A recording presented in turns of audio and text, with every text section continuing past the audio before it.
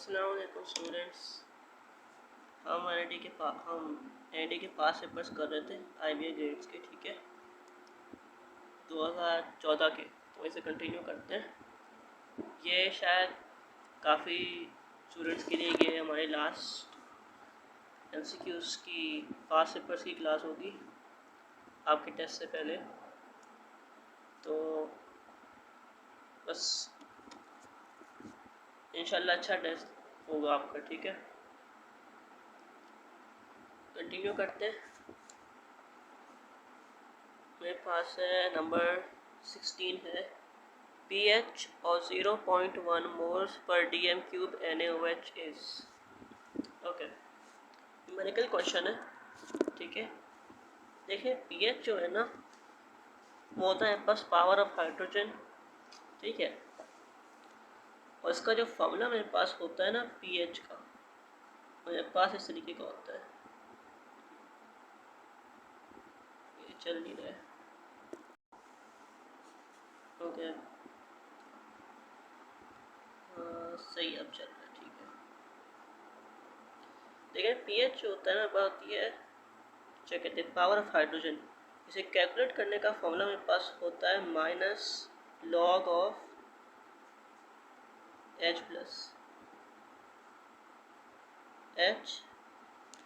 Plus आइन, ठीक है। ये दरअसल मेजरमेंट होती है हमारे पास हाइड्रोजन H प्लस आइन जो है ना, इसको प्रोटॉन भी कहते हैं। ये सोल्यूशन में कितना मौजूद है, इसी कॉन्सेंट्रेशन की ना टाइप की मेजरमेंट होती है ये, ठीक है। इसे हम डिटरमिन कर सकते हैं कि पानी जो है ना उसका वो एसिडिटी कितनी है, बेसिसिटी कितनी है, यानी कि वो एसिड है या बेस है, पानी है या कोई भी सब्सटेंस है, ठीक है। उसका डिटरमिन कर सकते हैं कि वो एसिड है कि बेस है। अब देखिए अगर वो एसिड होगा ना तो पीएच जो है ना मेरे पास, एसिड के लिए मेरे पास पीएच जो है ना वो ग्रेटर देन 7 होता है, ठीक है। और मेरे पास बेस के लिए पीएच जो है ना वो लेस देन 7 होता है, ठीक है। पीएच मिनिमम 0 हो सकता है और मैक्सिमम 14 हो सकता है, ठीक है। इस तरह हम पीएच को मेजर करते हैं। ये फॉर्मूला उसका, ठीक है। इसके लिए हमें चाहिए होता है हाइड्रोजन प्लस आइन, ठीक है। बल्कि नहीं है, मैंने उल्टा कर दिया। बेस के लिए पीएच अबव 7 होता है, एसिड के लिए बिलो 7 होता है, ठीक है। सबसे स्ट्रॉन्गेस्ट एसिड है ना हमारे पास HCl है ना। अगर उसकी कॉन्सेंट्रेशन आप बहुत हाई कर देना तो उसका पीएच जो है ना मेरे पास, उसका पीएच मेरे पास 0 आ जाता है, ठीक है। सिमिलरली अगर मैं बहुत स्ट्रॉन्ग बेस है जैसे NaOH, उसकी कॉन्सेंट्रेशन बहुत हाई कर दूँगा तो उसका पीएच मेरे पास 14 आ जाएगा, ठीक है। अब देखिए पीएच मेरे पास आता इसलिए क्योंकि ये जो H प्लस आइंस है ना ये जनरेट हो जाते हैं, लेकिन H प्लस आइंस के साथ ना एक कोबडी जनरेट होती है इसे न्यूट्रलाइज करने के लिए, और वो होता है मेरे पास OH आइन, ठीक है। जब मेरे पास OH आइन जनरेट होता है ना तो इसकी भी कॉन्सेंट्रेशन का कैलकुलेट करने का तरीका होता है, उसको हम कहते हैं POH। जो POH है ना वो होती है इसकी, POH होता है माइनस लॉग OH। इससे हम कैलकुलेट करते हैं POH को, ठीक है। और जो चीज़ें H प्लस के लिए ना, जो चीज़ें PH के लिए ना वो POH के लिए ऑपोजिट है। यानी POH के लिए जो बेस होगी ना उसका POH मेरे पास लेस देन 7 होगा, और जो एसिड है ना, एसिड का POH मेरे पास ग्रेटर देन 7 होगा। हिसाब उल्टा यहाँ पर, ठीक है। और POH भी जो है ना वो 0 से 14 तक हो सकता है, ठीक है। अब हाई बहुत कॉन्सेंट्रेटेड एसिड है, HCl बहुत कॉन्सेंट्रेट होगा मेरे पास तो उसका POH मेरे पास 14 तक पहुँच सकता है। और सिमिलरली NaOH अगर कॉन्सेंट्रेशन बहुत हाई हो तो इसका POH मेरे पास 0 तक पहुँच सकता है, ठीक है। अब PH और POH दोनों को ऐड करते हुए आता है 14, ठीक है। PH प्लस POH मेरे पास होता है 14, ठीक है। अब क्वेश्चन हम चेक कर लेते हैं। क्वेश्चन में ना हमारे पास गिवन है कि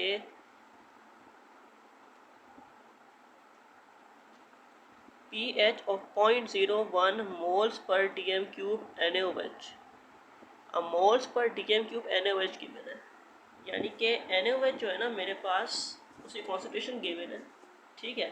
अब देखिए जब ये NaOH डिसोसिएट होगा ना Na और OH में, तो मेरे पास जितने Na बनेंगे उतने ही OH बनेंगे, ठीक है। देखिए 1 मोल NaOH डिसोसिएट होता है ना, मेरे पास 1 मोल NaOH जब डिसोसिएट होगा ना, तो ये मेरे पास बनाएगा एक Na प्लस और एक OH माइनस। तो मेरे पास जो कॉन्सेंट्रेशन इसकी है ना वही कॉन्सेंट्रेशन इसकी भी है और वही कॉन्सेंट्रेशन इसकी भी है। तो क्या है, मेरे पास कॉन्सेंट्रेशन इसकी का गिवन है 0.01 मोल्स पर डीएम क्यूब, ये इसकी कॉन्सेंट्रेशन है। तो मेरे पास जो OH की कॉन्सेंट्रेशन होगी वो भी होगी 0.01, ठीक है। कॉन्सेंट्रेशन यानी कि मेरे पास ये चीज़ आ गई है, इसकी वैल्यू आ गई है। अब मैं इस वैल्यू को ना इस फॉर्मूले में पुट करूँगा, मुझे POH मिल जाएगा। फिर POH को मैं इस फॉर्मूले में पुट करूँगा तो मुझे PH मिल जाएगा, जैसा क्वेश्चन में उसने मुझसे PH पूछा है, ठीक है। तो हम वो कर लेते हैं। सबसे पहले POH फाइंड करेंगे, जो कि हो जाएगा माइनस लॉग OH माइनस, ठीक है। यहाँ मैं वैल्यू पुट कर देता हूँ 0.01। कैलकुलेटर निकालते हैं और चेक कर लेते हैं। मेरे पास होगा सबसे पहले लॉग, बेस इसकी 10 रखेंगे, यहाँ बेस 10 होती है लॉग की, ठीक है। यहाँ मैं पुट कर दूँगा 0.01, ठीक है। यहाँ हो जाएगा मेरे पास माइनस लॉग बेस 10 0.01, ठीक है। क्या आंसर आ रहा है पास 2, यानी कि मेरे पास जो POH आ गया वो आ गया 2, ठीक है। ये चीज़ें पुट कर दूंगा इस इक्वेशन में, यहाँ पर मेरे पास आ जाएगा PH plus POH equal to 14, यानी कि PH प्लस 2 इक्वल टू 14, जो कि हो जाएगा PH इक्वल टू 12। इसको यहाँ से कर देंगे 12 आ जाएगा मेरे पास, ठीक है। तो करेक्ट आंसर मेरे पास आ गया है 12। ऑप्शन चेक कर लेते हैं अपने। ऑप्शन मेरे पास है 2, 11, 12 और नन, तो ऑप्शन बी मेरे पास करेक्ट हो जाएगा 12, ठीक है। नेक्स्ट है which of the following occur in oxidation. Oxidation number increases, oxidation number decreases, reduction occurs both A and B, ठीक है। देखिए ऑक्सीडेशन में ना आपके पास कुछ डेफिनेशन होती है इसकी, ठीक है। मतलब एक में डेफिनेशन जो है ना वो होती है आपके पास इलेक्ट्रॉन्स की एक्सेप्टेंस, ठीक है। यानी अगर एक एटम इलेक्ट्रॉन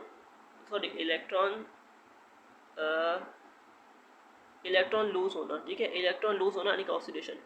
और जब इलेक्ट्रॉन्स लूज होते हैं ना तो हमारे पास जो ऑक्सीडेशन नंबर होता है ना वो मेरे पास होता है इंक्रीज, ठीक है।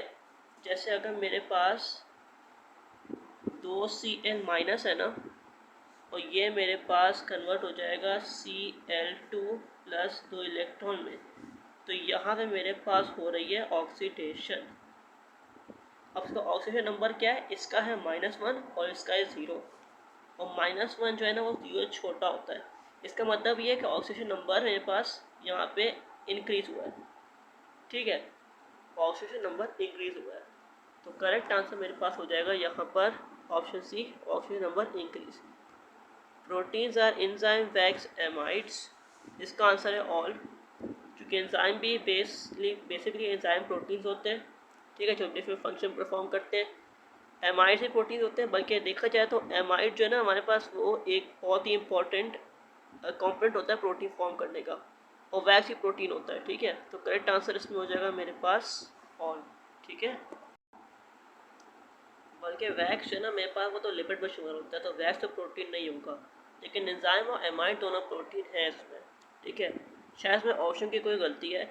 अगर आपका सवाल ऐसा आ जाए ना तो एंजाइम भी प्रोटीन होते हैं और एमआर भी प्रोटीन होता है, लेकिन वैक्स होता है। ठीक है, मेरे ख्याल से ऑप्शन की गलती है इसमें। ठीक है, करेक्ट आंसर इसमें ए और बी दोनों कोई भी हो सकता है।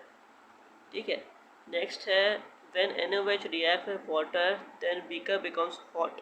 द रिएक्शन इज, तो सिंपल है बहुत, NaOH पानी से रिएक्ट कर रहा है और बीकर हॉट हो रहा है, यानी कि बीकर में हीट आ रही है। ठीक है, तो किसी भी रिएक्शन में अगर हीट जनरेट होगी तो वो हीट सराउंडिंग एब्जॉर्ब कर लेगी, और उसकी जो रिएक्शन हो रहा है ना बीकर में रिएक्शन हो रहा है ना, तो जो हीट जनरेट होगी ना वो हीट बीकर एब्जॉर्ब कर लेगा, उससे बीकर का टेम्परेचर बढ़ जाएगा। ठीक है, इसका मतलब हो कि अंदर जो है ना वो मेरे पास हीट प्रोड्यूस हो रही है। तो हीट किस रिएक्शन में प्रोड्यूस होती है? एक्सोथर्मिक में। करेक्ट आंसर हो जाएगा ए। नेक्स्ट है to remove electron from its valence shell the atom lose energy both gain energy. ठीक है,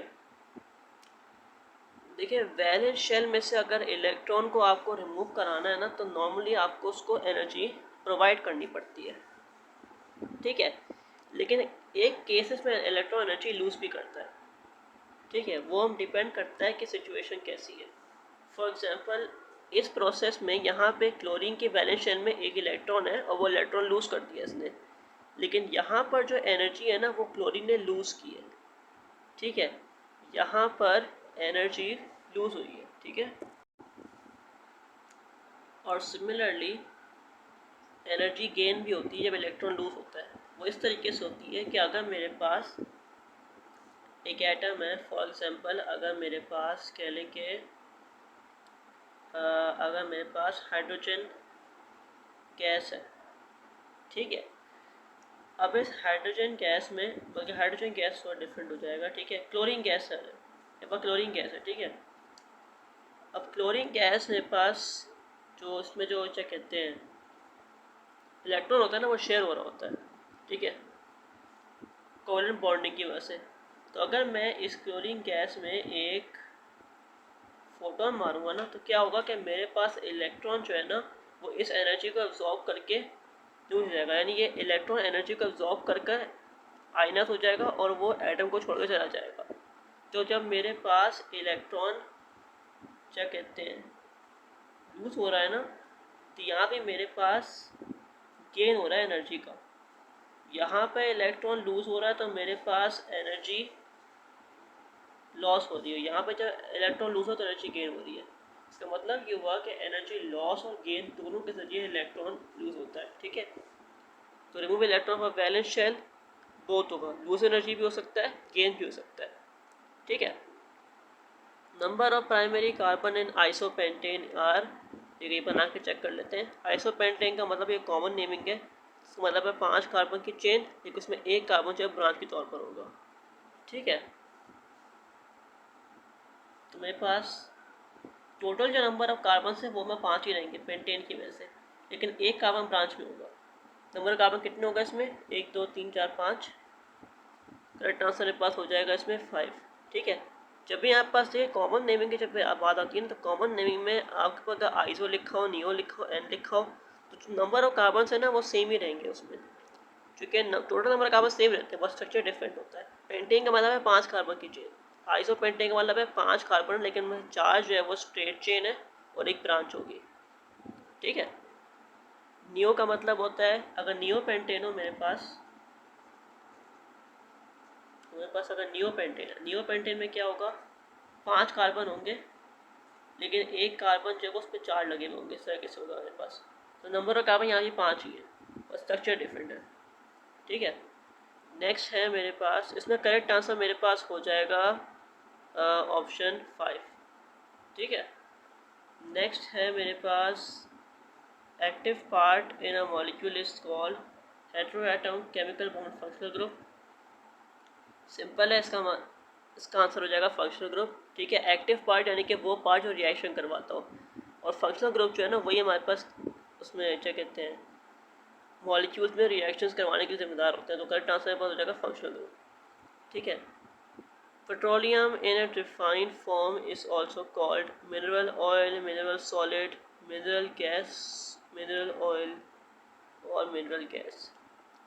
ठीक है, ये इंटरेस्टिंग क्वेश्चन है मेरे पास पेट्रोलियम के बारे में। ठीक है, देखिए जो ऑप्शन मेरे पास गिवन है ना, उनमें मेनली मेरे पास 3 चीज़ें पाई जाती हैं।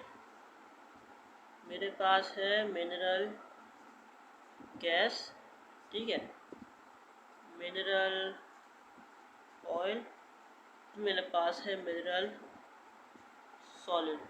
देखिए मिनरल गैस जो है ना वो दूसरा नाम होता है मेरे पास नेचुरल गैस के लिए, ठीक है। और मिनरल ऑयल जो है ना वो मेरे पास रिफाइंड क्रूड ऑयल को कहते हैं। और क्रूड ऑयल जो है ना वो मेरे पास पेट्रोलियम का ना एक बहुत ही इम्पोर्टेंट कह लें कि हिस्सा है क्रूड ऑयल, ठीक है। और जो मिनरल सॉलिड है ना वो तो बस रिफ़र करता है कि जितने भी मेरे पास सॉलिड मिनरल्स हैं इसमें सारी चीज़ें शुमार हो जाएंगी, यानी कि इसमें आपके पास लाइमस्टोन भी आ जाएगा, ठीक है। इसमें आपके पास ऑर्स भी आ जाएंगे, इसमें आपके पास जेमस्टोन्स आ जाएंगे, जितनी भी सॉलिड चीज़ें सारी आ जाएंगी इसमें, ठीक है। तो जो ऑप्शन मेरे पास गिवन है उनमें है मेरे पास petroleum in refined form is also called, कर ट्रांसफर हो जाएगा सर मिनरल ऑयल, ठीक है। नेक्स्ट है self linking property of carbon is called, ये तो सिंपल है, कैटिनेशन, ठीक है। कैटिनेशन और प्रॉपर्टीज के लिए कार्बन जो है ना वो बहुत ही लंबी लंबी चेन्स बना सकता है, ठीक है। डी ब्लॉक एलिमेंट यूजुअली के absorption bonds, narrow normal absorption bands, narrow normal broad या फिर नन। देखिए जहाँ तक डी ब्लॉक एलिमेंट्स की बात है ना तो इनका जो एब्जॉर्प्शन बैंड होता है ना वो होता है ब्रॉड, ठीक है। डी ब्लॉक एलिमेंट्स या ट्रांजिशन एलिमेंट्स जो है ना मेरे पास है डी और एफ दोनों, इनके जो कॉम्प्लेक्स कंपाउंड्स होते हैं ना ये देते हैं ब्रॉड एब्जॉर्प्शन बैंड, ठीक है। तो ये ईयर तुम्हारा हो गया 2014 मेरे ख्याल से हो गया। नेक्स्ट बढ़ते हैं 15 की तरफ। Equal volume has equal number of molecules, ये होगा मेरे पास, ये अवोगाड्रोस लॉ है, ठीक है। 400 बोल्स तो नहीं हो सकता, ग्राम्स लॉ भी नहीं है, ये है मेरे पास अवोगाड्रोस लॉ, ऑप्शन ए करेक्ट है, ठीक है। Grams law applied on gas diffusion, gas condensation, gas evaporation. देखिए ग्राम्स लॉ जो है ना, ग्राम्स लॉ ऑफ डिफ्यूजन, वो ये कहता है कि अगर गैसेस मेरे पास एक जगह पे रखी हुई हो ना तो वो नेचुरली स्प्रेड होती हैं, ठीक है, वो डिफ्यूज़ होती हैं, वो फैलती हैं। और फैलती हैं इस तरीके से कि ना, यानी एक कमरे के अगर एक कोने में मैं एक स्प्रे करूँ ना, देखें अगर मैं एक कमरे के एक कोने में मैं स्प्रे करूँगा ना, जैसे टाइम गुजरता रहेगा ना ये गैसेस पूरे कमरे में फैल जाएंगी, ठीक है। इस प्रोसेस को कहते हैं डिफ्यूजन। और ग्राम्स लॉ मुझे ये बताता है कि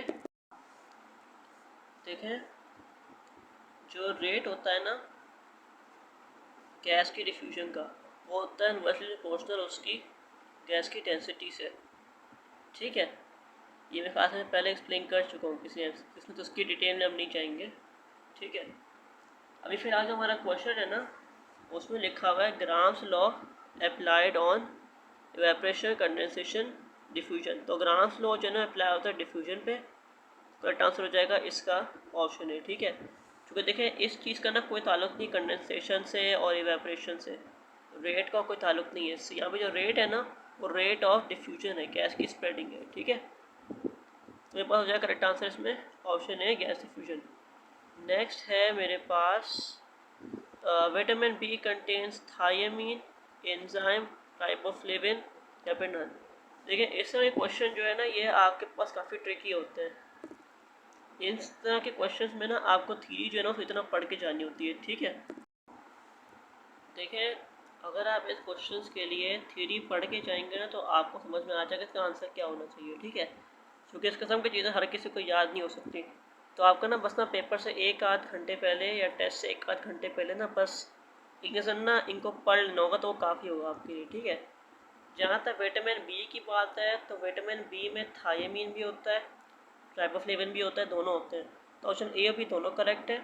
ठीक है, शायद मैं ऑप्शन की गलती है या कुछ और मसला है, लेकिन ऑप्शन ए और बी दोनों करेक्ट है इस क्वेश्चन में। ठीक है, थायमीन विटामिन B1 होता है, राइबोफ्लेविन विटामिन B2 होता है। ठीक है, नेक्स्ट है मेरे पास dolomite is magnesium carbonate plus calcium carbonate या फिर पोटेशियम नाइट्रेट। देखें, ये दोबारा से वैसे क्वेश्चन आ गया, बस ये क्या क्वेश्चन है। ऐसे क्वेश्चंस के लिए भी ना आपके लिए बेहतर है कि आप ना एक नज़र थ्योरी को गो थ्रू कर लें। ठीक है, जहाँ तक इस क्वेश्चन की बात है ना, तो डोलोमाइट जो है ना वो मेरे पास एक कैल्शियम मैग्नीशियम कार्बोनेट का मिक्सचर होता है। ठीक है, तो करेक्ट आंसर इसमें हो जाएगा option B, calcium magnesium carbonate. ये सही है। ठीक है, इसको लिखने का एक और तरीका होता है कि ना आप CO3 को डबल कर लेते हैं। इसको लिखने का एक और तरीका पे ऐसे भी होता है। ठीक है, कि ये हो गया मेरे पास कैल्शियम मैग्नीशियम CO3 ट्वाइस, ये तरीका भी लिखने का होता है इसको। ठीक है, तो अगर ऑप्शन ऐसे भी आ सकता है तो आप डरने की ज़रूरत नहीं, ये करेक्ट हो जाएगा। ठीक है, नेक्स्ट करते हैं जो कि है Ca2FPO4। ठीक है, कैल्शियम फ्लोरोफॉस्फेट इस एपेटाइट फॉस्फोराइट मैग्नोसाइट या फिर चाल्कोसाइट। देखिए, ये वैसा ही क्वेश्चन दोबारा से आ गया आपके पास। ठीक है, इससे बहुत उन्होंने कोई और कंपाउंड दे दिया है। ठीक है, देखिए इस क्वेश्चन में मेरे पास जो गिवन है ना Ca2FPO4 ट्वाइस, ये मेरे पास होता है फॉस्फोराइट का फॉर्मूला। ठीक है, नेक्स्ट है मेरे पास Hess's law is not applicable for heat of formation, heat of reaction, not applicable है। ठीक है, heat of combustion identify exothermic endothermic reaction. और देखिए हेसेस लॉ से ना नेट एंथैल्पी चेंज फाइंड कर सकते हैं। ठीक है, अब नेट एंथैल्पी चेंज के ना बहुत सारे मेरे पास बेनिफिट्स होते हैं। ठीक है, अगर आपको नेट एंथैल्पी चेंज मालूम हो किसी रिएक्शन का, तो उसका एक बेनिफिट तो ये होता है कि आप ये पहचान सकते हैं कि वो एक्सोथर्मिक या एंडोथर्मिक है। अगर नेट एंथैल्पी चेंज आपके पास नेगेटिव हुआ, तो उसका मतलब ये हुआ है कि रिएक्शन के स्टार्टिंग से लेके एंडिंग तक जो एनर्जी है ना वो मेरे पास डिक्रीज़ हो गई है।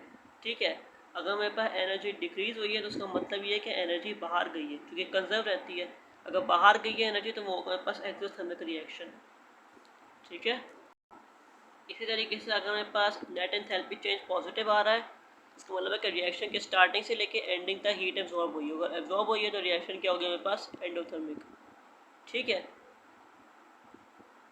जहाँ तक हीट और कंबशन की बात है, तो ये तो कंबशन के रिजल्ट में हीट जो निकलती है वो होती है, ये आपको ऐसे स्लो बता सकता है आसानी से। ठीक है, उसका मसला नहीं है। और जो आपके पास हीट ऑफ फॉर्मेशन है, ये होती है वो हीट जो कि आपके पास किसी एलिमेंट से उसके प्रोडक्ट, उसके कंपाउंड का फॉर्म होने में जो एनर्जी खर्च हुई है, उसको कहते हैं हीट ऑफ फॉर्मेशन। और हीट ऑफ रिएक्शन जो है, ये वो हीट होती है जो कि आपके पास किसी भी केमिकल रिएक्शन के रिजल्ट में फॉर्म हुई है। ठीक है, अब जहाँ तक हीट ऑफ रिएक्शन की बात है ना, तो ये तो मेरे पास किसी भी केमिकल रिएक्शन के रिजल्ट में जो हीट फॉर्म हुई है ना वो होती है, ये आप हेसेस लॉ से फाइंड कर सकते हैं। ठीक है, लेकिन हीट ऑफ फॉर्मेशन होती है जो आपके पास इंडिविजुअल एलिमेंट्स कंबाइन होकर मॉलिक्यूल बनाते हैं, ये हेसेस लॉ की डोमेन में नहीं है। हेसेस लॉ जो है ना वो हीट ऑफ फॉर्मेशन से डील नहीं कर सकता, इसलिए करेक्ट आंसर होगा पर ऑप्शन है। ठीक है, नेक्स्ट है मेरे पास paint contain binder, drier, filler और देखिए पेंट मेरे पास तीनों पाए जाते हैं। डायर जो वो कलरिंग का काम करता है, बाइंडर जो है ना वो पेंट को चीज़ों से जोड़ के रखता है, और फिलर जो है ना वो कोशिश करता है कि पेंट ख़राब ना हो। ठीक है, करेक्ट आंसर होगा ऑल, तीनों होते हैं इसमें।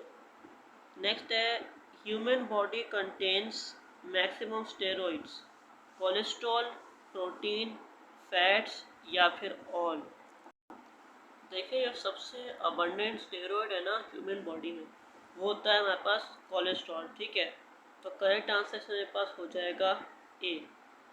नेक्स्ट है मेरे पास according to first law of thermodynamics the amount of heat is added and work done by the system is given by, ये मेरे पास है ना फर्स्ट लॉ थर्मोडायनेमिक्स की इक्वेशन है, ये पास हो जाएगा ऑप्शन ए इसमें करेक्ट।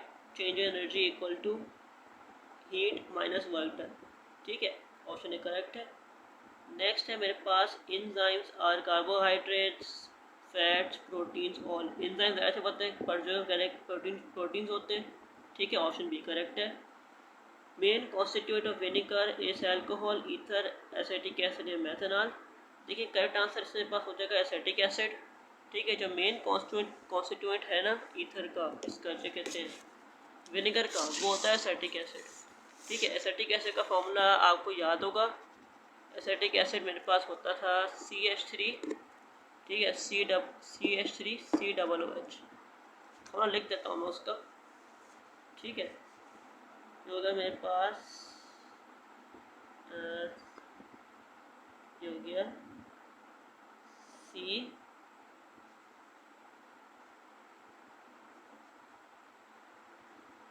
CH3, एक सेकंड रुक ज़रा,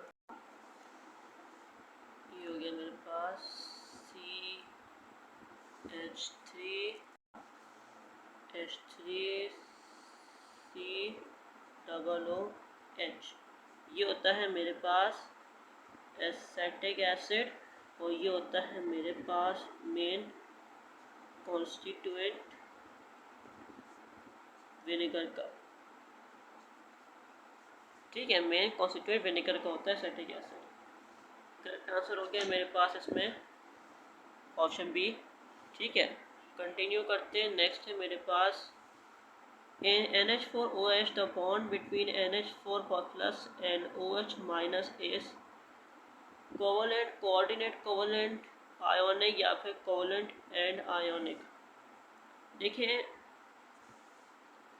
जो NH4 प्लस है ना, NH4 प्लस पूरा, ये पूरा का पूरा ना मेरे पास पॉजिटिव आइन है और OH जो है ना पूरा का पूरा नेगेटिव आइन है। तो पॉजिटिव और नेगेटिव आइन के दरमियान कौन से मेरे पास बॉन्ड्स होते हैं? जाहिर सी बात है आयोनिक होता है, ऑप्शन बी करेक्ट हो जाएगा। कोवलेंट नहीं कह सकते, कोवलेंट बॉन्डिंग पाई जाती है इसके अंदर, ठीक है।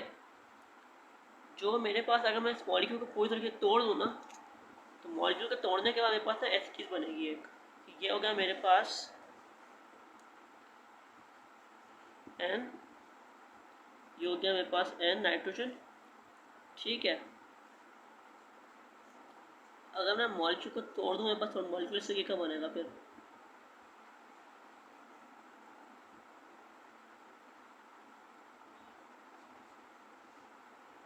ये हो गया और इसके साथ मेरे पास हो गया OH, ठीक है। अब OH भी इतना लिख देते हैं O और ये हो गया मेरे पास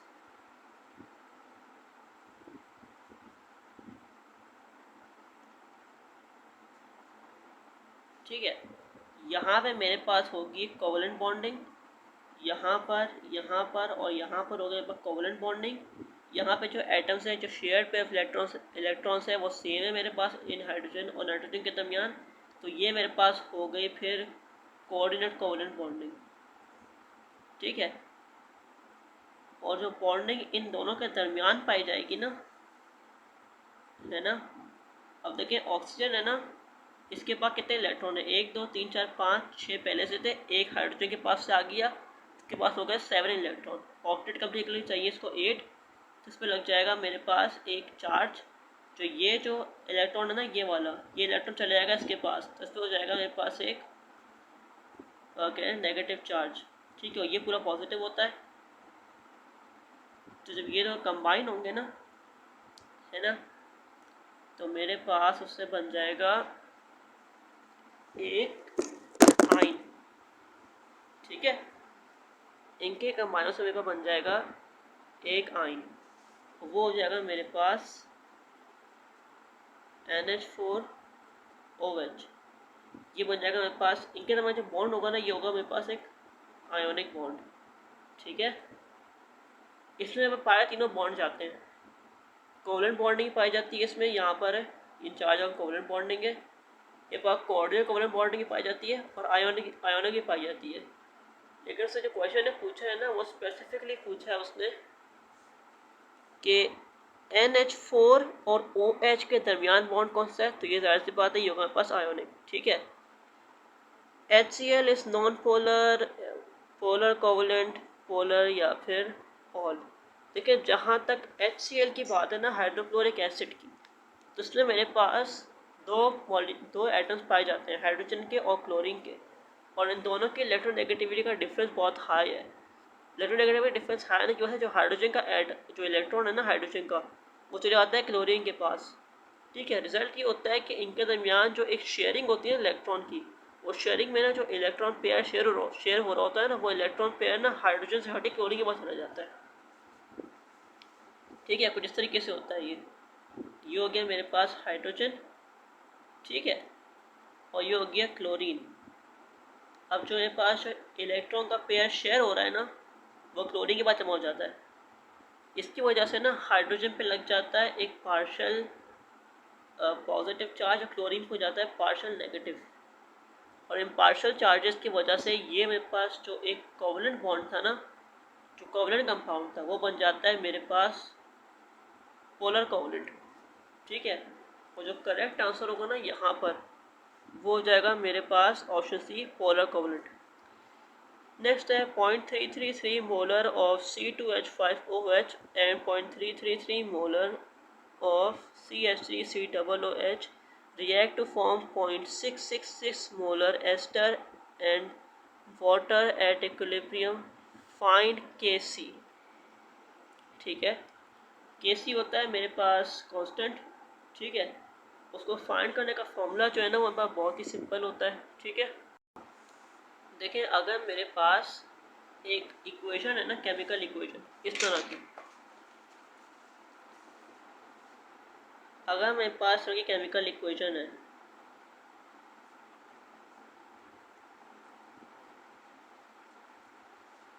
ठीक है,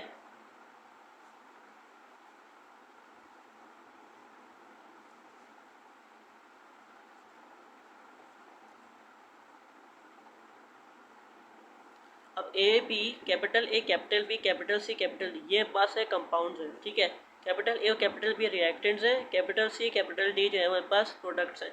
small A small be in reactants के मोल्स हैं।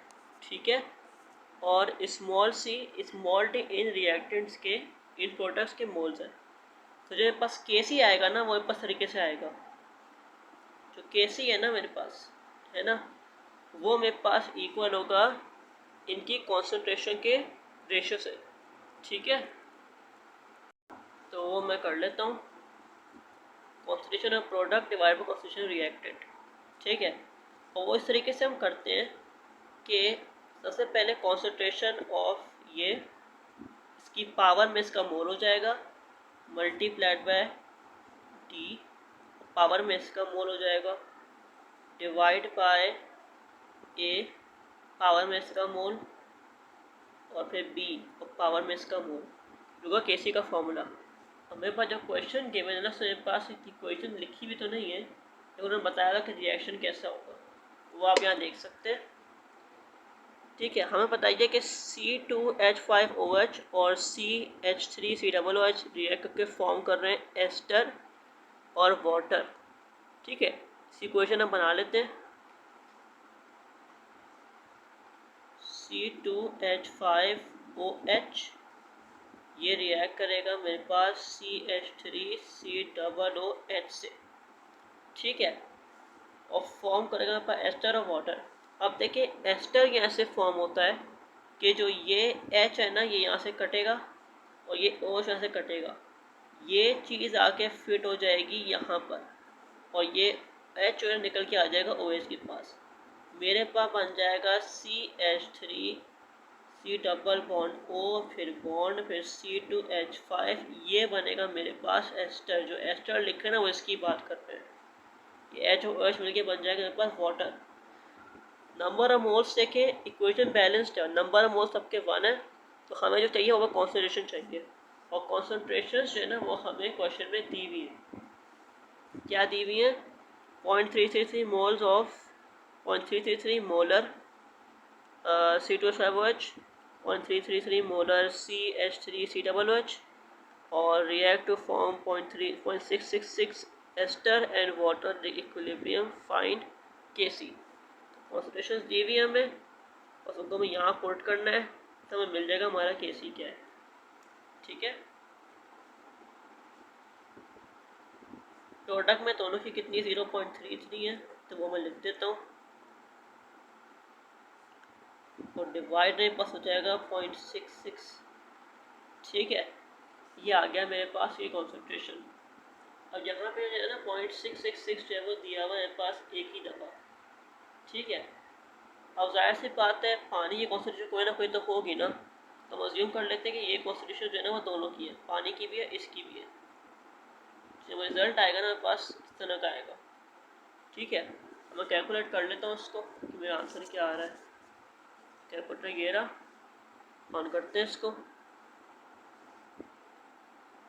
0.333, ठीक है, multiply by 0.333 divide by 0.666 multiply by 0.666, 1.4 आ रहा है, यानी कि 0.25। ठीक है, बाकी मैंने उल्टा कर दिया, ये जो प्रोडक्ट है ना वो ऊपर आएगा। ठीक है, तो मैं इसको इस तरह लिख देता हूँ।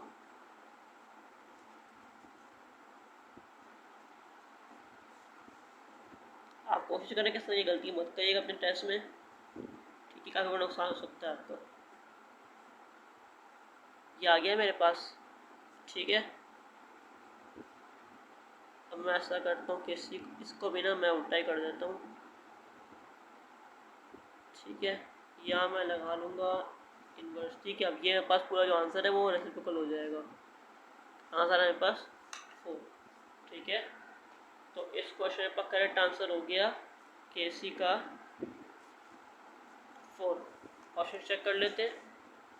ऑप्शन ए 4 है, ऑप्शन ए करेक्ट है। ठीक है, नेक्स्ट है मेरे पास ये हो गया hydrolysis of Grignard reagent produces. ये सिंपल ग्रिग्नार्ड रिएजेंट का मेरे पास रिएक्शन है। ठीक है, हाइड्रोलिसिस का मतलब है कि हाइड्रोजन ऐड करनी है ग्रिग्नार्ड रिएजेंट में। अब देखिए ऑल तो होने से तीनों नहीं बन सकते, ऑल नहीं हो सकता इसमें। ठीक, कोई एक ही चीज़ बनेगी। हम चेक कर लेते हैं क्या बनेगी। ग्रिग्नार्ड रिएजेंट मेरे पास होता है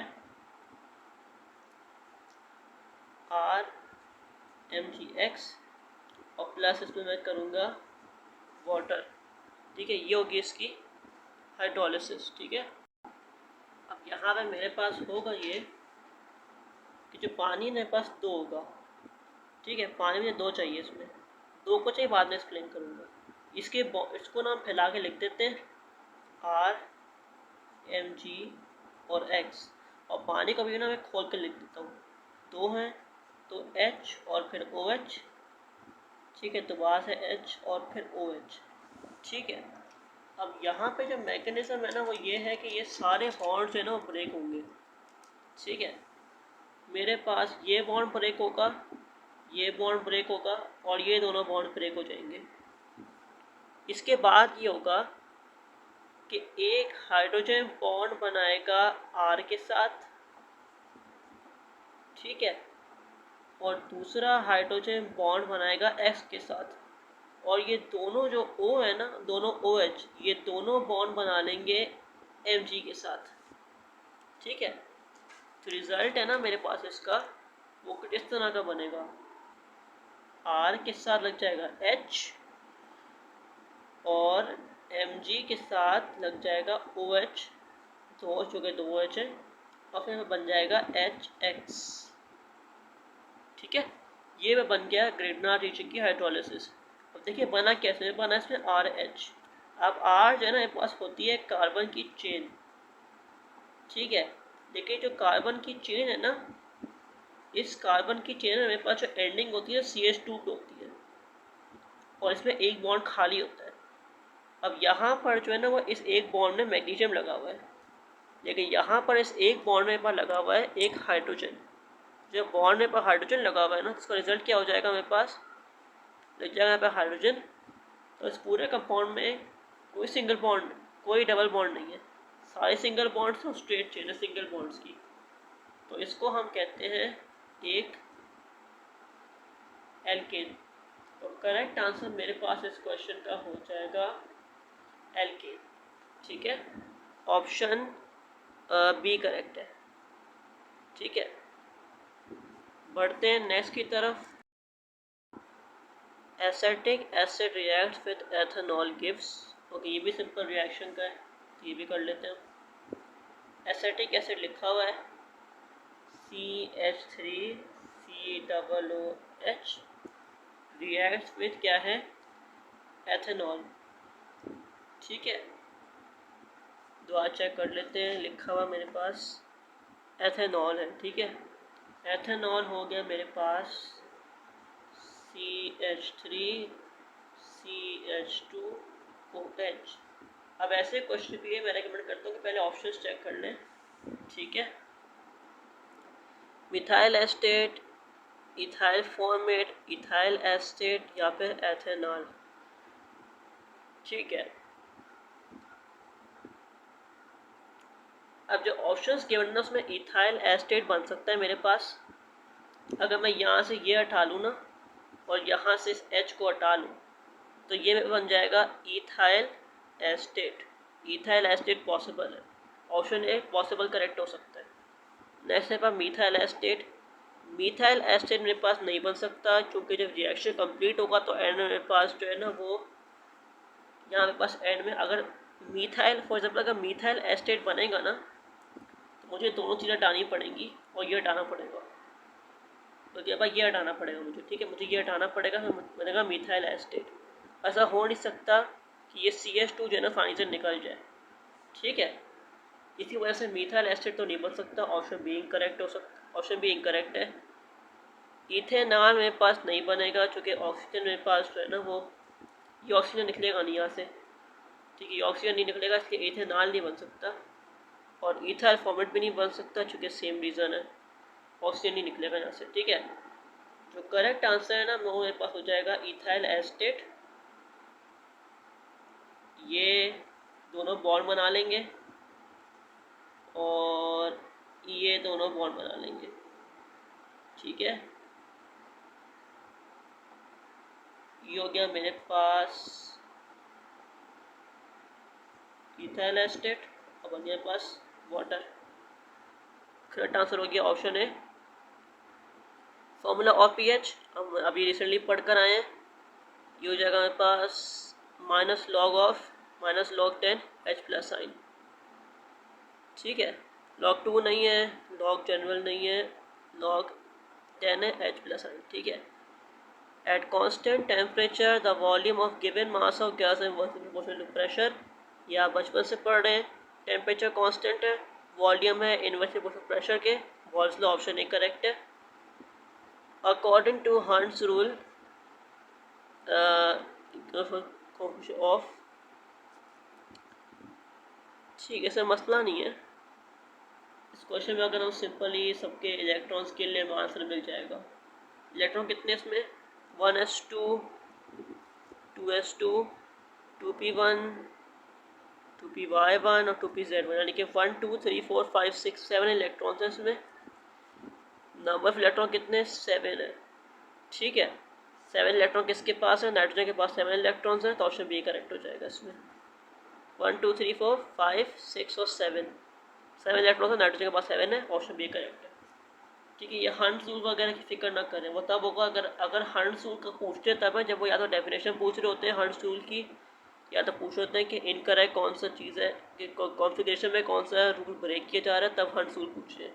यहाँ पे हंट्स रूल लिखा हुआ है तो उसकी फिक्र करने की ज़रूरत नहीं है। ठीक है, in an same group properties is similar electron affinity, number of electron, valence electron, ion potential, negativity. Group की बात की है तो ग्रुप में मेरे पास जो प्रॉपर्टी सिमिलर होती है वो होता है वैलेंस इलेक्ट्रॉन। ठीक है, ग्रुप 1A में वैलेंस इलेक्ट्रॉन 1 होता है, 2A में 2 होता है। इस तरीके से मेरे पास 8A में 0 होगा, 7A में जो है वो 7 हो जाएंगे और 6A में 6 होते हैं वगैरह वगैरह। ठीक है, formation of PVC from vinyl chloride is example of addition polymer, condensation, substitution या फिर एडिशन। देखिए ये वह पॉलीमर का सवाल है। ठीक है, ठीक है, पीवीसी की फॉर्मेशन जो है ना वो मेरे पास एडिशन होती है। ठीक है, वो से जो कि एडिशन पॉलीमराइजेशन वो होती है जिसमें मेरे पास कोई बाय प्रोडक्ट नहीं बन रहा और पीवीसी में कोई बाय प्रोडक्ट नहीं बनता। पीवीसी जो है ना वो बिल्कुल एग्जैक्टली उसकी तरह होता है, जो कहते हैं पॉलीथीन की तरह। ठीक है, रिएक्शन सिंपल होता है इसका, रिएक्शन पे तरीके का है इसका। ये हो गया मेरे पास कार्बन की चेन, ठीक है, और मेरे पास यहाँ पे लग गया क्लोरीन, हाइड्रोजन हाइड्रोजन हाइड्रोजन, लग गया डबल बॉन्ड। ठीक है, ये होता है मेरे पास पीवीसी, बल्कि इसको हम कहेंगे वीसी। ये पास हो गया विनाइल क्लोराइड। ठीक है, अब इस विनाइल क्लोराइड के पास इसके n नंबर ऑफ मॉलिक्यूल्स हैं। क्या होगा, ये बॉन्ड टूटेगा, दो बॉन्ड खाली होंगे, बस छोटे थोड़ा इस तरह का बन जाएगा इसका।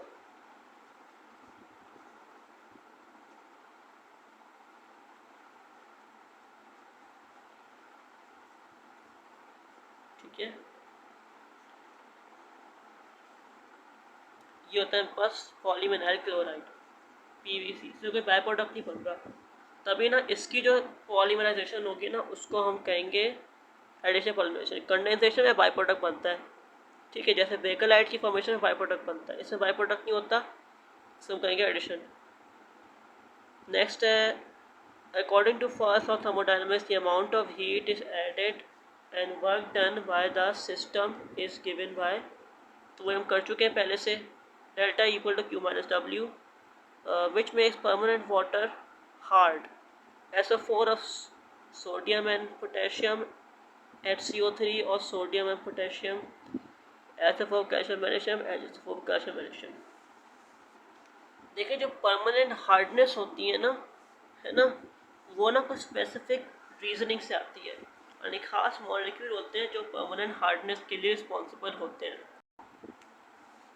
और वो जो कंपाउंड्स हैं ना वो होते हैं मेरे पास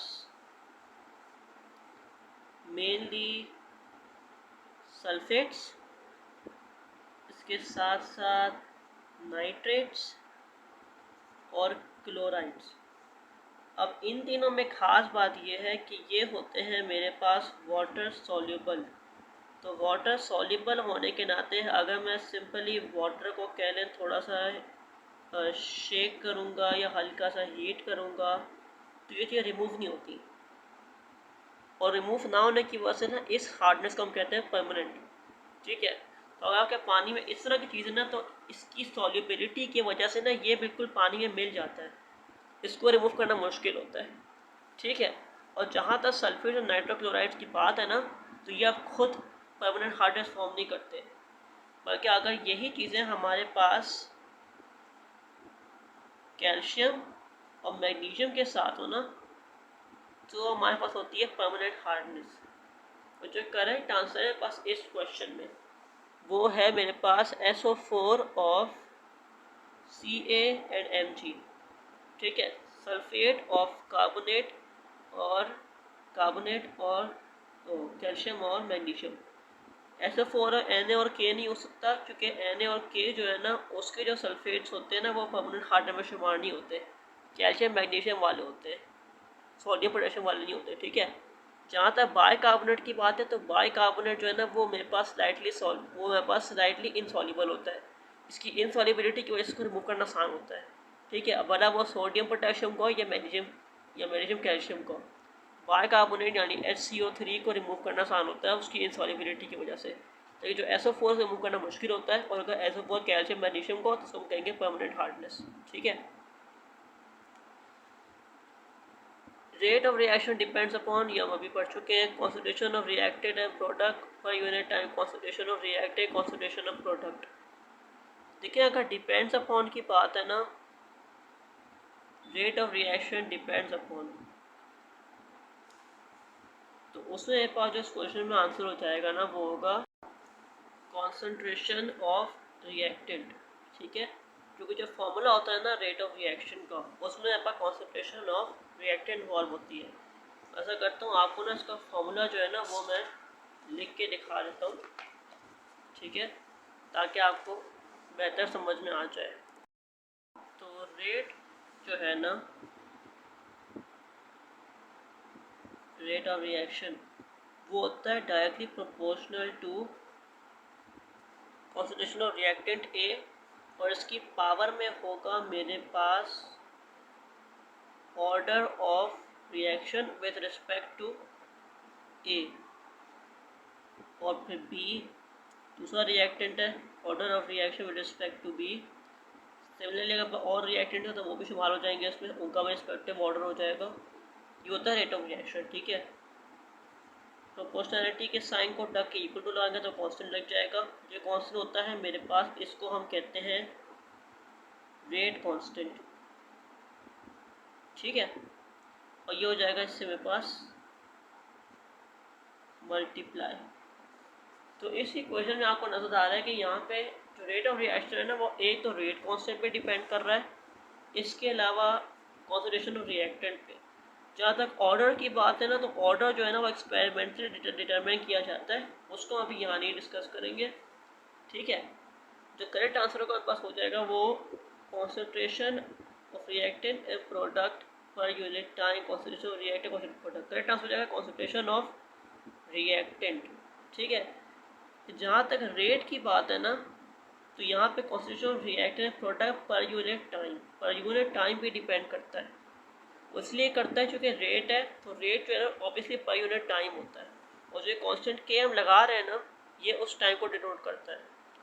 करेक्ट आंसर में हो जाएगा हमारे पास concentration of reactant and product per unit time.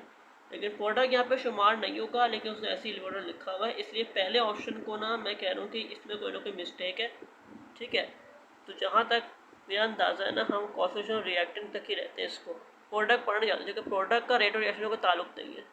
ठीक है, ताल्लुक जो है ना वो कॉन्सेंट्रेशन रिएक्टेंट पर यूनिट टाइम, प्रोडक्ट का जिक्र नहीं होता इसमें। तो करेक्ट आंसर जो है वो बी होगा। लेकिन अगर ए में से आप इस हिस्से को हटा देना तो करेक्ट आंसर बी भी हो सकता है, करेक्ट आंसर ए हो सकता है। ठीक है, करेक्ट आंसर कॉन्सेंट्रेशन रिएक्टेंट है, टाइम पे डिपेंड करता है, लेकिन टाइम पे वैसे डिपेंड करता है। ठीक है, यानी कि जो कॉन्सेंट्रेशन है ना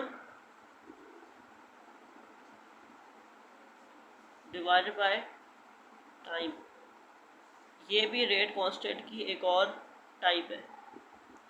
ठीक है, ये एक और इक्वेशन है रेट कांस्टेंट फाइंड करने की, जहाँ पे कॉन्सेंट्रेशन और रिएक्टेंट और डिवाइड बाय टाइम है। ठीक है, तो अगर इस तरह आपका न्यूमेरिकल आज इस तरह आपके पास अगर एमसीक्यूज आ जाए ना, कॉन्सेंट्रेशन दिया उसे कॉन्सेंट्रेशन को टिक करिएगा, लेकिन अगर आपके पास टाइम भी गिनो, टाइम के साथ कॉन्सेंट्रेशन टिक कर दिएगा। प्रोडक्ट की बात करनी होता, प्रोडक्ट को टिक करने की जरूरत नहीं है। ठीक है, यहाँ पर इस क्वेश्चन में करेक्ट आंसर हो जाएगा यहाँ पर option B concentration reactant. Next है मेरे पास fat combust and produces for tissues energy लिखा हुआ है, हीट प्लस एनर्जी, हीट या फिर strength. Fat combust and produce for the tissues. ठीक है, ये है क्वेश्चन हमारे पास। देखिए फैट जो है ना वो हमारे पास हीट भी प्रोड्यूस करता है और एनर्जी भी करता है। वो इसलिए क्योंकि जब आपको सर्दी लग रही होती है तो आपके सेल्स जो है ना, जो बॉडी में फैट है ना, उसकी कंबशन स्टार्ट कर देते हैं, और वो करते इसलिए ताकि जब वो फैट ब्रेक डाउन होता है तो एनर्जी प्रोड्यूस होती है। ठीक है, अब वो एनर्जी हीट भी होती है। ठीक है, जनरली दो तरीके से होता है, या तो अगर ठंड को ख़त्म करने के लिए आपको बॉडी और गर्मी चाहिए होती है, वो गर्मी जनरेट होती है जब आपके सेल्स अपने फैट को ब्रेक डाउन करते हैं, उससे प्रोड्यूस होती है हीट। ठीक है, लेकिन एक डिफरेंट प्रोसेस है जिसमें आपका वही फैट जो है ना वो इस्तेमाल होता है एनर्जी प्रोड्यूस करने में। ठीक है, उस प्रोसेस को हम कहते हैं लिपोसिस। ठीक है, ये प्रोसेस जिसमें आपके पास होता है, बल्कि नहीं ये नहीं है, आपके पास होता है लाइपोलिसिस। ठीक है, ये एक आपके पास तरीका होता है जिसमें आपके पास ना डिफरेंट फैट्स जो है ना वो ब्रेक डाउन होते रहते हैं, और उसमें ना रिजल्ट में ना आपको मिलती है एनर्जी। ठीक है, तो जो करेक्ट आपके पास आंसर है ना इसमें वो है कंबशन ऑफ फैट से प्रोड्यूस होती है हीट और एनर्जी, तो ऑप्शन बी जो है ना करेक्ट है। ठीक है, मतलब 15 तक हमने कर लिए, इसको ना अभी हम लोग यहीं तक रखते हैं। ठीक है, आपके पेपर के बारे से कुछ और डिस्कस में कर लेता हूँ। पहली बात, पेपर में ये आपने घबराना नहीं है, टेंशन लेने की ज़रूरत नहीं है पेपर में। ठीक है, आपका टेस्ट जो है वो उसकी बात करूँ, टेस्ट थोड़ा मुश्किल आ सकता है आपका, लेकिन आपको उसमें ज़्यादा फिक्र करने की ज़रूरत नहीं है। ठीक है, जिनका भी रिसेंटली टेस्ट आ रहा है ना उनकी बात कर रहा हूँ मैं। ठीक है, जिनका टेस्ट बाद में आएगा उनको हो सकता है हम एक और साल जो है न्यूमेरिक MCQ का करा दें। ठीक है, देखो जिनका टेस्ट आ रहा है उनके लिए अब ये बात कर लेता हूँ मैं। टेस्ट में ना आपने बस एक बात याद रखनी है, क्वेश्चंस जो है ना आपके पास वो मुश्किल आ सकते हैं।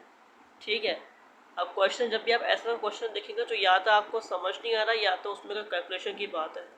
ठीक है, अगर आपका टेस्ट का क्वेश्चन डिफ़िकल्ट है या फिर अगर वो कैलकुलेशन बेस्ड है तो आप क्या करें, आप ना उसमें कह लें कि ना एक सिंपल गैस करें ऑप्शन की, तो उसके बाद ना आपने बढ़ना नेक्स्ट क्वेश्चन की तरफ। सिंपल गैस करें क्वेश्चन के मामले में और नेक्स्ट क्वेश्चन से बढ़ गए।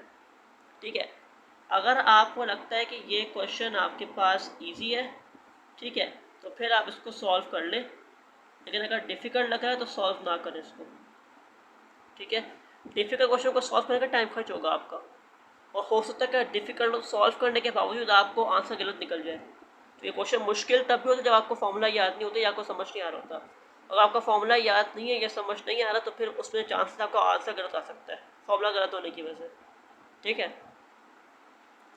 इसलिए क्वेश्चन डिफ़िकल्ट लग रहा है तो उसके बाद से गैस करें, सिंपली गैस करें उसके आंसर को और नेक्स्ट क्वेश्चन की तरफ बढ़ जाए। और जो उस क्वेश्चन का नंबर होगा ना, नंबर वो आप ना अपने पास राइट डाउन कर लें। जो आपका एक पेपर आपको NIT की तरफ से मिलेगा, एक पेपर मिलेगा आपको NIT की तरफ से, उसमें आपको अपना रोल नंबर और एडमिट कार्ड का नंबर, नाम वगैरह वगैरह सबको लिखना होगा। ठीक है, याद रखें टेस्ट से पहले जो है ना, टेस्ट के स्टार्ट होने से पहले आपके पास ना ये पेपर अवेलेबल होगा।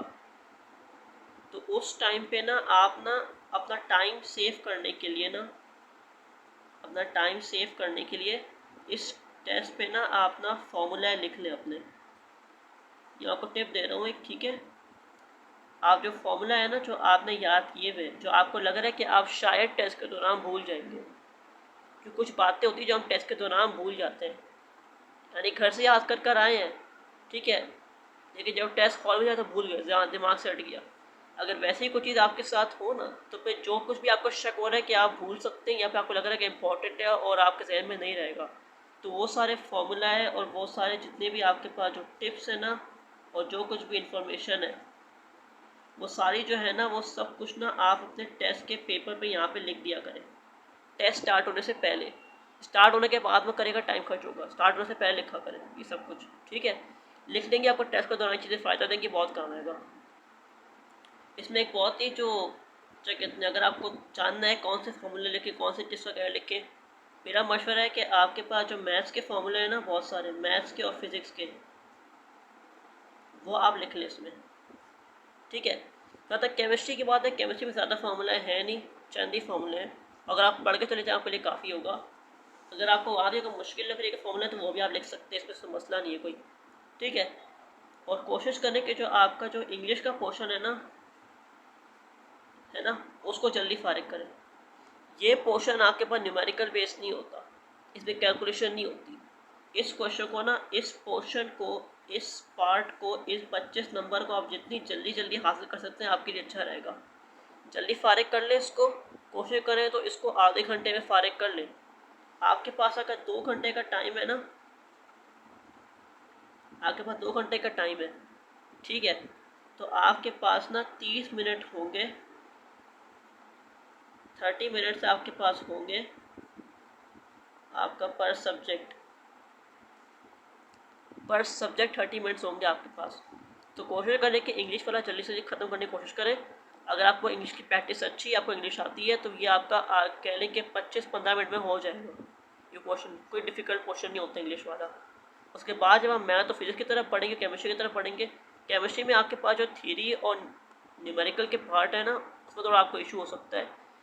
तो अभी मैं वही कहूँगा, अगर डिफ़िकल्ट क्वेश्चन लग रहा है तो आप सिंपली गैस करके नेक्स्ट क्वेश्चन की तरफ लिखते हैं। और जो नंबर है ना क्वेश्चन का, इस अगर क्वेश्चन का नंबर है आपके पास नंबर 34 है, ठीक है, उसमें आपके पास ये आ गया है कि आपको वो कंपाउंड का फॉर्मूला लिखा हुआ है, ठीक है। फॉर एग्जांपल अगर आपको ये लिखा हुआ है कि उसमें आपको बताना है कि फिटकरी का फॉर्मूला क्या होता है, ठीक है, और आपको नहीं आता, तो आप क्या करें, आप में से एक कोई गैस कर, समझो मैं गैस कर रहा हूँ कि ऑप्शन बी करेक्ट है, मैं ऑप्शन बी को टिक करूँगा और मूव कर जाऊँगा नेक्स्ट क्वेश्चन पे।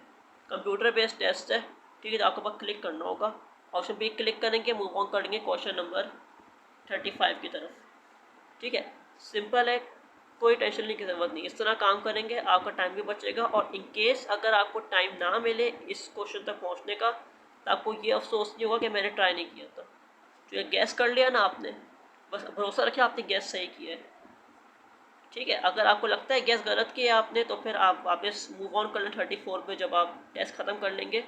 टेस्ट ख़त्म करने के बाद इन क्वेश्चन को चेक करिए, ख़त्म करने से पहले मत चेक करिएगा, क्योंकि आप पूरा टेस्ट, जब तक आप पूरे टेस्ट तक पहुँचेंगे नहीं, हो सकता है कि चले आपने ये क्वेश्चन पहले सॉल्व कर लिया, लेकिन रिजल्ट में ना आपका क्वेश्चन नंबर, कहते हैं आपका क्वेश्चन नंबर 97 पे आपका टेस्ट क्लोज हो गया। अब क्या होगा, क्वेश्चन नंबर 98, 99 और 100, ये आपके 3 मार्क्स जाएंगे। तो इसको प्रिवेंट करने का तरीका क्या है, जो क्वेश्चन मुश्किल लग रहा है तुक्का मार ले, नंबर नोट कर लो उसका पेपर पे और नेक्स्ट क्वेश्चन की तरफ बढ़ जाए, ठीक है। आपको अगर 90 क्वेश्चन ही मुश्किल लग रहे हो तब भी ये काम करें, उनको आप दोबारा चेक कर सकते हो टेस्ट खत्म होने के बाद। जब आप 100 क्वेश्चन तक पहुंच जाएंगे ना, आपके पास लिस्ट खुलेगी, ठीक है, इसमें आपके पास तमाम क्वेश्चन के नंबर लिखे होंगे, उनमें जिस भी नंबर पे आप क्लिक करेंगे पहुंच जाएंगे उस क्वेश्चन तक, या वहाँ जाकर चेक कर सकते हैं, कैलकुलेट कर सकते हैं, तुक्का मार सकते हैं, ठीक है। और ज़्यादा नंबर की बात है ना, तो आप ना ये मेंशन करते हैं अपने पेपर पे कि क्वेश्चन जो है कैलकुलेशन बेस्ड है या फिर थ्योरी बेस्ड है, वो आप लिख दिया करें इस तरीके से। जैसे क्वेश्चन नंबर 34 है, ये थ्योरी बेस्ड क्वेश्चन है, कैलकुलेशन नहीं है। मैं पेपर पे लिख दूंगा अपने पास 34 के साथ में लिख दूंगा TH, इसका मतलब है क्वेश्चन 34 थ्योरी बेस्ड क्वेश्चन है जो मैंने अटेम्प्ट नहीं किया था। सिमिलरली अगर क्वेश्चन नंबर 5 जो है वो न्यूमेरिकल बेस्ड है, ठीक है, मैं लिख दूंगा question number 35 numerical based question है, यहाँ पे ये लिख दें कैलकुलेशन बेस्ड क्वेश्चन है। इस तरह आपको पता होगा कौन सा कोई कैलकुलेशन है, कौन सा क्वेश्चन थ्योरी वाले हैं। इसमें क्या देखें, अगर थ्योरी आपको नहीं आती ना तो ये क्वेश्चन में तुक्का मार सकते, सोचने की ज़रूरत नहीं है। लेकिन कैलकुलेशन में अगर आपका फॉर्मूला याद है तो आप कैलकुलेशन वाला क्वेश्चन कर सकते हैं, टाइम खर्च होगा लेकिन कर सकते हैं आप, ठीक है। तो इसीलिए जो आपके पास टेस्ट 100 तक क्वेश्चन आप सॉल्व कर लिए सारे, ठीक है। क्वेश्चन में मिस मत करिए, कोई क्वेश्चन मिस मत करिएगा, तुक्का मार लें लेकिन क्वेश्चन मिस मत करिएगा। कोई भी ऑप्शन क्लिक करते हैं, ABCD जो लेटर पसंद आ रहा है क्लिक करते हैं, अपना नाम का लेटर क्लिक करते हैं, कोई भी लेटर क्लिक करें लेकिन ऑप्शन सेलेक्ट जरूर करें मूव ऑन करने से पहले। अब मूव ऑन कर जाकर नेक्स्ट क्वेश्चन की तरफ, ठीक है। जब 100 क्वेश्चन तक पहुँच जाएंगे वापस अपने पेपर खोल कर चेक करिएगा, जो कैलकुलेशन वाले क्वेश्चन है वो पहले करिएगा, ठीक है, पहले कैलकुलेशन वाले क्वेश्चन करिएगा। और जो कैलकुलेशन सारे क्वेश्चन हो गए आपके पास, समझा कर आपके पास कुछ 10 क्वेश्चन जो आपको समझ नहीं आ रहे थे, उनमें से आपके पास 7 जो है कैलकुलेशन वाले हैं और 3 जो है वो थ्योरी वाले हैं। जो ये क्वेश्चन है ना, इनको आप पहले करेंगे, ये करने के बाद की तरफ बढ़ जाइएगा। फिर थ्योरी वाले क्वेश्चन तक जितना टाइम बचा है सोचने में लगा दिएगा अपने पास, कोई मसला नहीं है, ठीक है। अगर आपके पास ऐसा केस हो कि सारे क्वेश्चन आपने कर लिए शुरू से आखिर तक, फिर हर क्वेश्चन की दफ़ा गो थ्रू कर लिएगा, मतलब बस एक जितने क्वेश्चन खोलिएगा, तो आप क्वेश्चन खोलेंगे ना और ऑप्शन देखेंगे, आपके जहन में खुद ब खुद आते हैं क्वेश्चन कौन सा था, अपना ऑप्शन सही क्लिक किया गलत क्लिक किया। और क्लिक करते वक्त ध्यान रखिएगा, क्लिक करते वक्त नजर रखिए ऑप्शन कौन सा क्लिक कर रहे हैं। कभी कभार जो होता है आपके पास ना अरेंजमेंट इस तरह की होती है, आपके पास ना ऑप्शन A ये लिखा हुआ है, आपके पास B लिखा हुआ है, C लिखा हुआ है, फिर D लिखा हुआ है। आपको ऑप्शन B क्लिक करना है लेकिन आपने माउस से मिस क्लिक कर दिया ऑप्शन C, और आपने सेकंड चेकिंग नहीं की, ठीक है। सेकंड चेकिंग का ये मतलब नहीं है कि पूरा 100 क्वेश्चन पूछने के बाद चेक करें, ये मतलब नहीं है। मेरा मतलब ये है कि जब आपके पास यहाँ पे नेक्स्ट का बटन होता है ना, इस बटन में जब आप माउस पहुँचा रहे होंगे ना अपना, तो माउस को ना यहाँ से यहाँ पहुँचाने वाले टाइम में ना आपको देखना है कि ऑप्शन कौन सा क्लिक किया आपने। माउस को यहाँ से यहाँ पहुँचाने तक आपने देखना है कि ऑप्शन कौन सा क्लिक किया है। अगर आपको लगता है आपने सही ऑप्शन क्लिक किया है तो ठीक है, आपको लगता है आपने गलत ऑप्शन क्लिक कर दिया है तो फ़ौरन से क्या करें, इसे क्लिक कर दें। अब इसको क्लिक कर देंगे तो यहाँ से ख़त्म हो जाएगा, ठीक है। और एक और बहुत इंपॉर्टेंट बात है, जब आपका टेस्ट हो जाएगा कमरे से बाहर आ जाएंगे ना आप, तो याद रखें अपने पास ना एक कॉपी या कोई रफ कॉपी कुछ रखें अपने पास, ठीक है। वो आपको टेस्ट के अंदर टेस्ट रूम में ले जाने अलाउ नहीं करेंगे। कंप्यूटर पे टेस्ट है, वो पेपर आप खुद ही प्रोवाइड करते हैं। और जो ये पेपर आपको प्रोवाइड किया गया है ना, ये एनडी रख लेता है अपने पास, पेपर आपने साथ घर नहीं ले जा सकते, ठीक है। तो आप ना अपने पास ना एक रफ कॉपी रखें पहले से, जरूरी नहीं है कि रफ हो, कुछ भी कॉपी किताबें कोई भी कोई पेज रखे अपने पास और कोई लिखने का सामान रखें। आपको रफ कॉपी नहीं चाहिए और आपके पास ना कोई राइटिंग के लिए सामान होना चाहिए, ठीक है। पेन हो या फिर पेंसिल हो, कुछ भी हो, ठीक है। और इसका मकसद ये है, इसका जो मेन रीजनिंग है ना पेन और पेंसिल होने का, और पेंसिल भी जो है ना आपको एनडी खुद प्रोवाइड करेगी। इस पेपर पे राइटिंग के लिए पेंसिल आपको एनडी खुद प्रोवाइड कर सकते हैं, ठीक है। फिर भी इनकेस अगर नहीं प्रोवाइड कर तो ले जाए अपने साथ, पेंसिल इशू नहीं है, पेंसिल मिल जाती है आसानी से, ठीक है। और साइंटिफिक कैलकुलेटर लाजमी लेकर जाए, मैं दोबारा आपको कह रहा हूँ साइंटिफिक कैलकुलेटर मस्ट है इस टेस्ट के लिए, ठीक है। तो ये रफ कॉपी और जो राइटिंग के लिए इक्विपमेंट आप लेकर आए ना, इसकी इंपॉर्टेंस ये है कि जब आप टेस्ट करके आ जाएंगे ना, हॉल से बाहर आ जाएंगे, तो फिर आपने ना सुकून से बैठ कर घर में बैठे या यूनिवर्सिटी में कहीं बैठ जाएँ, या यूनिवर्सिटी से बाहर निकल के जब आप अपनी राइड का वेट करोगे वहाँ बैठ जाए, या जब भी फाइल टाइम मिले ना आपको, है ना, तो आपने ना जितने भी क्वेश्चन सॉल्व किए हैं ना, वो सारे क्वेश्चन जो है ना वो आपने एक रफ कॉपी में लिख लेने हैं अपने पास।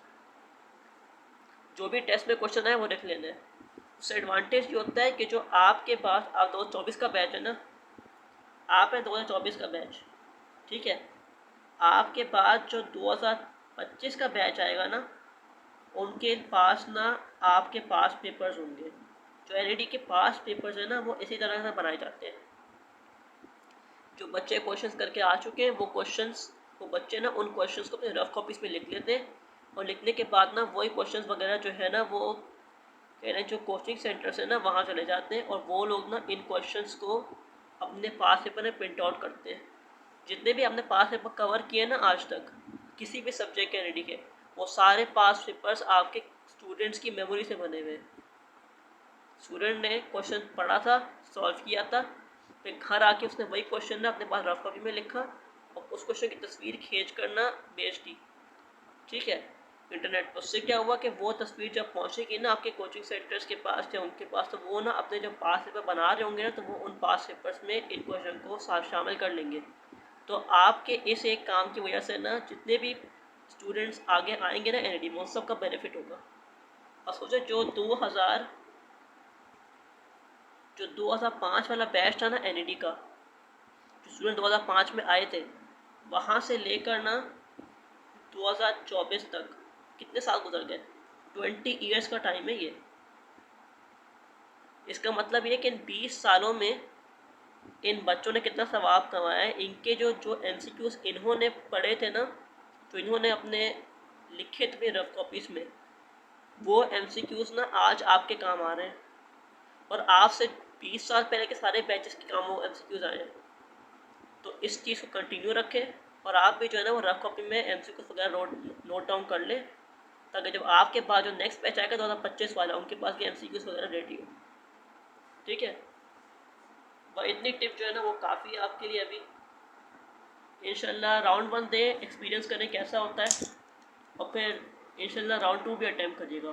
राउंड 1 आपका अच्छा गया हो, उसमें बस नहीं करना, क्योंकि अगर आपका एक भी नंबर बढ़ सकता है ना राउंड 2 में, तो वो एक नंबर आपको अपनी फील्ड दिला सकता है। इसलिए राउंड 2 लाजमी अटैम्प्ट करें, राउंड 1 भी अटैम्प्ट करें।